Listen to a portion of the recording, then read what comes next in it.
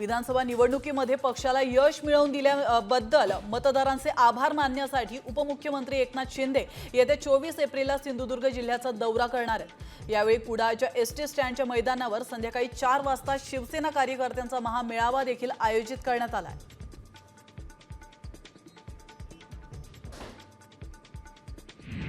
कोकणातील स्थानिक बाजारपेठेत हापूस आंब्याच्या नावाखाली कर्नाटकी आंब्याची विक्री सुरू आहे। कर्नाटकी आंबा कमी दरामध्ये विकला जातोय, त्यामुळे हापूस आंब्याचे दरही उतरले आहेत। त्यामुळे अस्सल हापूस खरेदी करताना अनेक ग्राहकांची फसवणूक होते।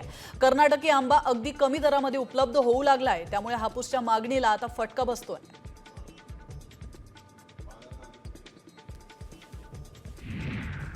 आंबा काजू पिकांप्रमाणे जांभूळ पिकाला देखील बदलत्या वातावरणाचा फटका बसू लागलाय। 20 ते 25 दिवस विलंबाने जांभूळ हंगामाला धीम्या गतीने सुरुवात झाली आहे, तरी देखील पिकांमध्ये विस्कळीतपणा दिसून येतोय। सध्या उत्पादन खूप कमी प्रमाणामध्ये असल्याने जांभळाला प्रति किलो 250 ते 300 रुपये दर मिळतोय। यंदा उत्पादनामध्ये मोठी घट होण्याची शक्यता निर्माण झाली।